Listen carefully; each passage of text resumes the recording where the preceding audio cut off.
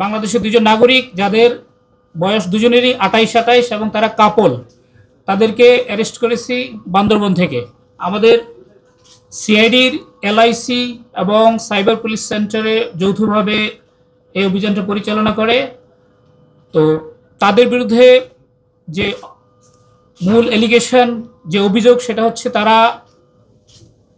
Pornography প্রস্তুত, পরিবহন এবং কেনাবেচা, ট্রান্সমিট এবং এই কাজে অন্যদেরকে উদ্বুদ্ধ করার অপরাধে তাদেরকে গ্রেপ্তার করা হয়েছে।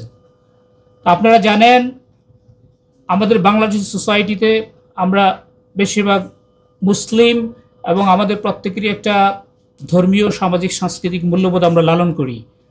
তো এরা হচ্ছে এই পর্নোগ্রাফিতে তারা ওয়ার্ল্ড ওয়াইড মোটামুটি বলতে পারেন যে চ্যাম্পিয়নশিপ অর্জন করছে। তো যেটা আমরা মনে করি যে আমাদের টোটাল নৈতিক মূল্যবোধের প্রতি আঘাত এবং আমাদেরকে ইন্টারন্যাশনাল সোসাইটিতে ডাউনগ্রেড করছে।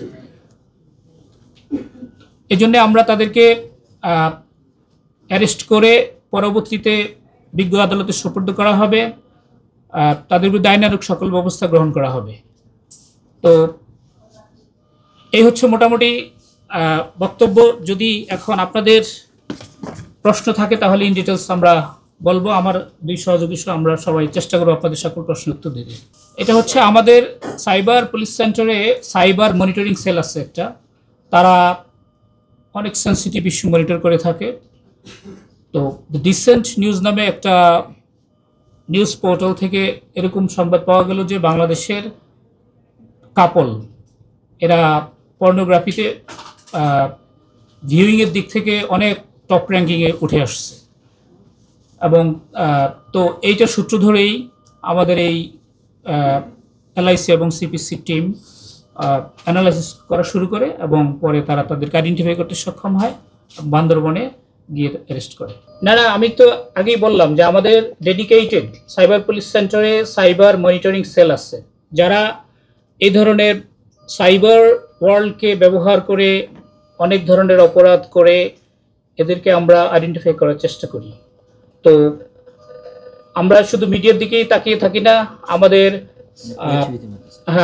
ইন এনি ওয়ে যদি ইনফরমেশন থাকে এবং সেটা যদি ফোরসিয়েবল হয়, সেটা আমরা বলি ইন্টেলিজেন্স, তার ভিত্তিতে আমরা অ্যান্টিসিপেট করি এবং যে সম্ভাব্য অপরাধকে যেমন আমরা ইন্টারভেনশনে সহযোগিতা করি, আবার অপরাধ হয়ে গেলে তাদেরকে অ্যারেস্ট করে আইনের আওতায় নিয়ে আসাই হচ্ছে আসলে সিআইডি আমাদের মূল। এটা পর্নোগ্রাফি নিয়ন্ত্রণ আইন 2012, এই আইনের সেকশন 8-এ মামলা করা হয়েছে এবং এই অপরাধটা হচ্ছে আমলযোগ্য এবং নন বেইলেবল অপরাধ। এই আজকের অ্যারেস্ট এবং আইনি প্রক্রিয়ার ভিতরে যে তারা ঢুকলো, এটাই হচ্ছে অন্যদের জন্য একটা message. It has some communicative message. আর যেটা আপনি বললেন যে অন্য যাদেরকে উদ্বুদ্ধ করা হয়েছে তাদের অনেক কিছুটা ইনফরমেশন আমাদের কাছে আছে, তদন্তের স্বার্থে এখন আমরা সেটা ডিসক্লোজ করছি না। তাদের সাথে আরও এনহ্যান্সড ইন্টারোগেশনের পরে ইন ডিটেলস যখন আমরা জানবো, দেন পরবর্তীতে তাদেরকে যারা যারা অপরাধের সাথে সম্পৃক্ত আছে বলে মনে হবে আমাদের কাছে, তাদেরকে আইনের আওতায় নিয়ে আসা হবে। এগুলো আমাদের এরিয়া থেকে ডিলিট এবং এগুলোকে ডিফাঙ্ক্ট করার জন্য, মানে আমাদের এখান থেকে যাতে সহজেই আমরা দেখতে না পাই, এই ব্যবস্থার জন্য আমরা চিঠি লিখবো সংশ্লিষ্ট অর্গানাইজেশনকে। এটা তো আপনি জানেন অনলাইন হচ্ছে আসলে ওপেন।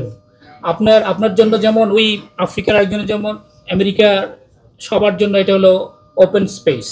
তো এটাতে ইন্টারেক্ট করা কম্পারেটিভলি অনেক ইজি। এটা আমরা অস্বীকার করার উপায় নেই যে আমরা 100% এটাতে কন্ট্রোল আমরা করতে পারবো। আমাদের পরবর্তী ইন্টারভিউর মাধ্যমে এমন তথ্য পাওয়া যায় যে তারা তাদের এই পর্নোগ্রাফির মাধ্যমে লব্ধ টাকা আমাদের মেইন স্ট্রিম ইকোনমিতে নিয়ে আসছে, অ্যাজ ইফ যে এখন এই টাকার মালিক তারা ভ্যালিড ওয়েতে ইনকাম করছে এরকম মনে হচ্ছে, কিন্তু আসলে এটা লিঙ্ক হচ্ছে ওই যে পর্নোগ্রাফি। ডেফিনেটলি মানি লন্ডারিং আইনে তাদের বিরুদ্ধে ব্যবস্থা নেওয়ার জন্য আমরা চেষ্টা করব।